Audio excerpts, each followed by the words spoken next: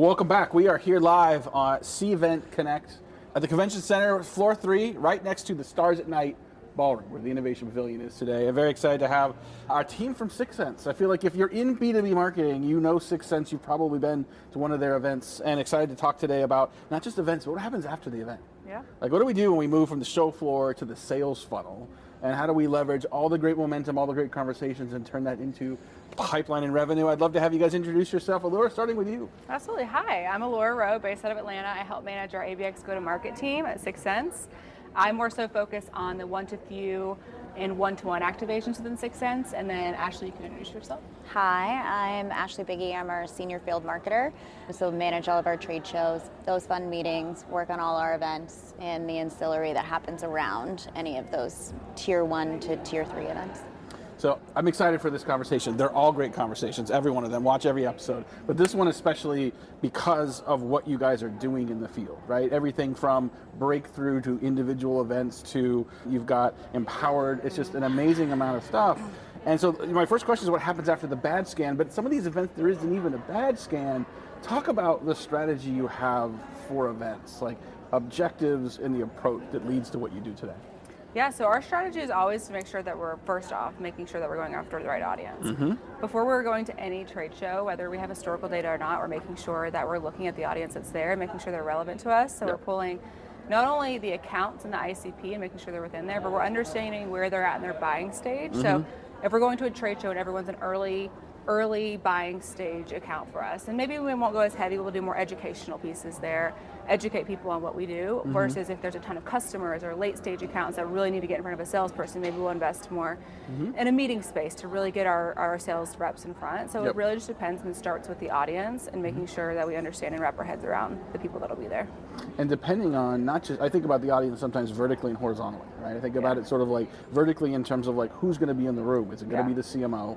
Is it going to be a director level sort of driving programs? Is it going to be someone who's like hands on keyboard with 6sense on a daily basis? And then horizontally, think about like where they are in their journey, right? Yeah. That buying journey as well as the customer journey, both sides. How do you sort of like create a matrix around that and just manage an event strategy that accommodates all of that? We look at, like Allura said, the audience, and we determine where they are in their buying journey, and also what, if they're customers and prospects, like how big and how meaty do the conversations have to be, and then we pick the type of activation around that. So for some of our trade shows, they are extremely customer heavy, so we do our Club 6 activation where we ensure that we're getting in front of our customers and allowing them to meet with our subject matter experts and having those conversations, while also doing dinners and experiential one-to-one activations, you know, all of the trade show activations that you have as well for getting in front of new customers and prospects. But when we are super customer heavy, we like to bring in those like wow, surprise and delight moments. Yeah, I'm firsthand aware of just the quality and also the quantity of events that you guys produce on an annual basis. And I think for a lot of companies, it's easy to just white knuckle it through each event and move on to the next event. And that's a recipe for not getting a lot of benefit out of all the investment that you made. Talk about what it takes to build a really sort of event-centric strategy that capitalizes on the audience before and after the event itself. Yeah, so before we go to any event, I've lived in a world before I got sophisticated within my career where, you know, you see how many badge skins you can get at a trade show, and then you throw them all to the sales team and it's like, everyone follow up. That is not a world we live in any longer. We really strive to make sure that we have our pipeline even flowing in before we even get to a trade show. So we're looking at, like I said earlier, historical data. We're looking at speaker lists. We're looking at who's local to a city. We're not siloing ourselves just to people that are going to necessarily a trade show. We're really trying to figure out, while we're there, who can we get in front of. So it's a multi-touch approach in terms of, like she said, if we're going to be in person at a trade show, where we're going to be doing a connect space outside of there, and really how are we going to engage them. The events are expensive. You want to make sure that you're getting the right people in the right seats. That can be showing a lot of pipeline for you. During the event, I like to have touch points with all of the people that are on site and ensuring that like we're getting voice notes, we're getting notes on handoff, any of the meetings that they've had, any meaningful conversations, any events that are needing to get booked, like book them now, even if it's just a meeting to figure out a time to book a larger broad meeting. And then when we do take those leads and give them to our sales team after, like we have a post-event meeting where we scrub the tiering and ensure handoff actually happens, because sometimes things get stuck in Salesforce, Yes. right? Yeah. And then we are making sure that like they're consistently being followed up with, and then they are put into 6sense and tiered into their buying journey, where they're at. Are they a 6QA? And then that will determine whether or not it is one of our AI emails, one of a real person, the account owner. Like, how does that get filtered out? And making sure that those conversations are happening, and doing check-ins, like you said earlier in your event, like right after the event, you know, a couple weeks after, what was that post-mortem, and then continuing to check on the ROI journey and making sure that like we do manual scrubs to make sure that attribution is happening to all of our events, because they're expensive. Yeah. I think a lot of people also early in their event journey, it's super critical that you make sure that everything flows in dynamically and is automated, because whenever you're on a showroom floor, if you're tracking things in a spreadsheet or a form, whatever it might be, the time people are getting on flights, they're getting home, you have to get to your MOPS team, and then you get into your CRM, it's just delay, and like the touch point immediately after an event needs to be instantaneous, while also being personalized. No one wants a generic follow-up. You want to make sure it's either a product that is relevant to them or a pain point that's relevant to them that you're speaking to, and so all of that being automated is super critical and timely. Well, and you guys are great about drinking your own champagne, using 6sense to actually sort of triage and prioritize those different leads. But you mentioned like leads getting stuck in CRM. I imagine that's not a problem that happens to anyone else other than just us sitting up here. You know, those next parts of the process, even sort of manually having to scrub lists, it's kind of the reality of a lot of programs right now. But what is the role of technology that you see now and moving forward to really help accelerate and automate pieces of that? Everything, badge scanning, tracking activity, triaging that, and kind of bridging the gap between sort of the potential that those events have and the reality of actually having to execute them in sometimes a very manual way. Yeah, I think there are a ton of tools, like for our meetings specifically. I've talked about this a lot here. We use Jiffle Now.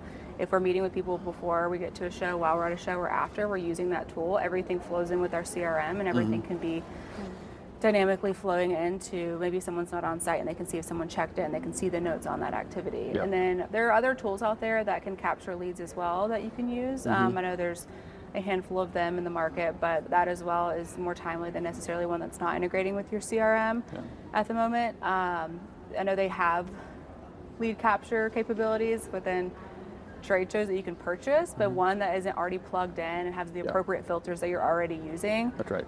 Just gets you there in a more timely manner. Yeah. Let's start talking a little bit about handoff. Like, so you run an event, you've got some data, you've got some engagement. Now there needs to be a follow-up, right? Who does that follow-up? Is it a marketing follow-up? Is it a sales follow-up? How do you prioritize that follow-up? How aggressive is that follow-up? When you think about sort of speed to follow-up as well as quality of follow-up, how do you build the playbook appropriately that not only respects the prospects of the customers, but also helps you drive and accelerate business value? Yeah. It just depends on us in terms of where someone is in their journey. Like I said, go to a show and have 3,000 badge scans. Yep. We aren't going to say, have fun BDRs, have fun sales reps. We are going to first put them in, make sure they're in our ICP, make sure that they are emailing appropriately. Our team does a back-end build on what our ICP looks like and making sure that things are emailing appropriately. But that's when our buying stage comes in next. We want only our BDRs and sales reps to really focus on ones that we call 6QA accounts, which are accounts that are in the right buying stage. They're showing enough intent data for them to want to have a conversation with the sales rep. No one wants to necessarily go on a first date with someone like right off the bat unless you get to know them a little bit or know a little bit about them. So it just depends on where they're at in their buying stage, and if someone is early adopter, maybe we'll throw them into a nurture. Maybe like Ashley said, we will put them into our AI agent emails and start to educate them more on what we do. So it just depends on where they're at in their journey. Yeah, I think this is a place where you guys really excel at sort of an advanced level of what we've been talking about today as event-led growth programs, where you've got integrated teams working together on this. Like, you've got an event team nailing getting the event done and having a great experience. You've got an ops team that's sort of managing the back end, the technology and the lists. Then you've got to figure out the sales enablement play. Like, it's not just like, here's a bunch of leads and follow, please don't follow up with these others.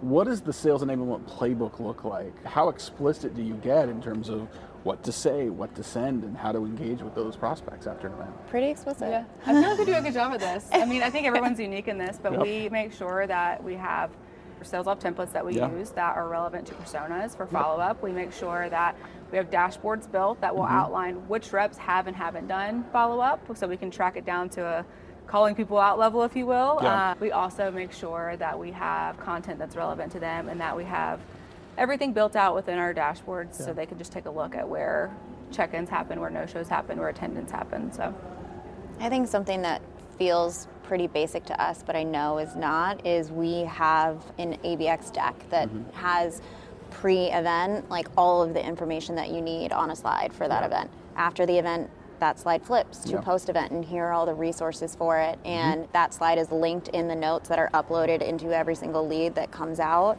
in Salesforce. And then also any of the notes from those meaningful conversations that we have on site. Again, like we'll tier the lead based off of like, was it a meaningful conversation? Were they just there? And that will help Salesforce and 6sense filter them into the appropriate type of response that can be automated. And I think we're pretty hands-on with ensuring that they get all this stuff. That's great. we also make sure that every single event or campaign that we do has a unique Salesforce campaign created, which is very, oftentimes the basics, but we have really done a good job at making sure our sales team knows where to tag opportunities appropriately. So within those Salesforce campaigns, we also have all of the details that you could possibly want on that campaign. So what was it? What was the event? Here are all the assets to it, linking to that ABX deck, so we can make sure that people are tagging opportunities appropriately as well. Got it. Talking to Allura and Ashley, double A from 6sense here today. A-team. A-team, there you go. I like that better. From here on the Cvent Connect show floor, talking about really a pretty advanced program in terms of event-led growth, and just very impressive what you guys have built.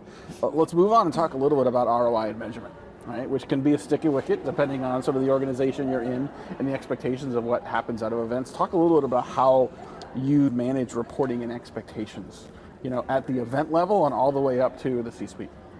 Yeah. So we measure a number of things. We first off measure, like I mentioned, tagging those opportunities for source pipeline, which is critical. Yep. We also want to take a look at influence pipeline. If we're touching customers that have renewals or deal accelerations, we also want to track that. We also like to look at our ABX win rate. When ABX is involved, and I think you talked about this stat earlier, like when events are involved, like you're more likely to see pipeline progress or deals open. And we like to track our win rate there. Yeah. We're always striving for a 10x ROI for any event that we do. But to your point, how do you measure that up to a C-suite? Like, especially if you've never done something before, Yep. how are you going to justify that? I think oftentimes you're often looking for the audience, back to the segmentation of who you're going to get in front of, and Yep. making sure that the potential pipeline is there. But That's yeah, right. those are our key metrics that we're usually looking at. I'll add on to that. When we're doing these events, it's not just leads. It's not boost skins. Yeah. Like, we're calling out to our C-suite, what is that source pipeline? What is close one? And then what is influenced, and any of the meteor activations. So how many meetings, how many meaningful conversations happened, how many dinner attendees did we have? Things where there was that quality interaction Yep. versus thank you for the sticker. Yeah. Yeah. To add a 6sense plug in there, because it is truly what we do. Yep. Whenever we're pulling those segments to see who's going to be there before, we can see what buying stage they're in. But then afterwards, you can also pull what's called a segment performance report and see how you've progressed those accounts and how you've engaged with them and how Yeah. the event has affected it. So that's another metric that you could take a look at and start to show Yeah. the progression on. Yeah, I've heard Sima, your SVP Yeah. of marketing, publicly talk about this goal of getting 10x pipeline out of an event investment. And two things I like about that. One is it's a very explicit number. It's a nice big number. It's not just focused on what happens at the event, but it really is focused on what happens after the event as well. Yeah. And it assumes a body of work investment in that event. It's not just, we talked about this in our session earlier, it's not what you spend, it's what you're buying. Right? And it helps you rationalize everything from the great work you guys do at Club 6, right? The activations outside of the show, which become not just a place to hang out, a destination, a coveted destination It that is. really sort of helps promote the brand and also get more people to come and more people to engage. Attribution gets a little hard in that conversation, Yeah. right? Because you can say, okay, we did this amazing thing at Forrester, and you've got a presence here at Cvent Connect, and you got the Club 6, but almost everybody that was at that event was also influenced by something before that, and is likely to be influenced by something after that. So what do the attribution conversations sound like internally when you're understanding the impact and maybe the acceleration that events are having?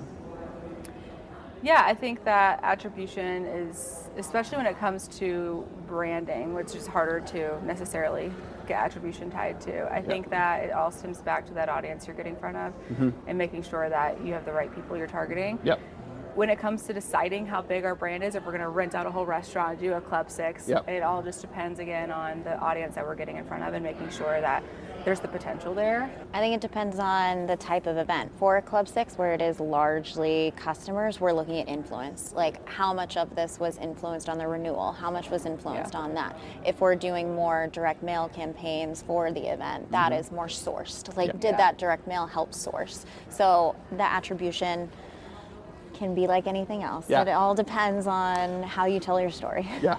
I mean, no one has solved this problem, right? So attribution is hard, and I would argue that the better you're doing sort of an integrated motion like you guys are, the harder it is to answer that question. Yeah. But if you give me the choice of having better reporting or better results, I'll take better results all day long. 1000%. Yeah. All right, we're wrapping up here with the A-Team from 6th Sense. I guess my last question, I think, for each of you is, for people that are watching this, that are running events, whether they're event producers or event marketers, what do you want them to know about how events are going to impact their business and should be impacting their business moving forward? I think that now that we've talked about this at this conference a little bit, now that AI is playing more of a role into everything that we do, I think face-to-face interactions are going to become more prominent. And I think that another layer to that is making sure that as a marketer and an event marketer that you're not just focusing on quantity but quality, which is where that segmentation I mentioned is important, making sure you're going after the right audience and making sure that the follow-up is done in a timely manner as well. So I think leaning into the more face-to-face interactions I think we're going to come into and the audience building as well. I agree. Ashley, bring us home. As we move more into agentic AI, I think that human interaction is just going to be so relevant. People are going to crave actual humans. Yeah. Like, do I know the difference between an actual human and an agentic AI? And I think the day might come. Yeah, that's been a huge theme for me just over the last couple of days. Just really, until the robot becomes the persona, it's about the humans. And the more we can ignite that human spark, the more we can create that human moment, the more it's going to accelerate the relationships and the business results we want. Yeah. So Ashley and Laura, thank you so much for joining us today. thank you, Yeah, Matt. thanks for having us. Always good to see you. Good to see you too. A-Team. Yeah. A-Team.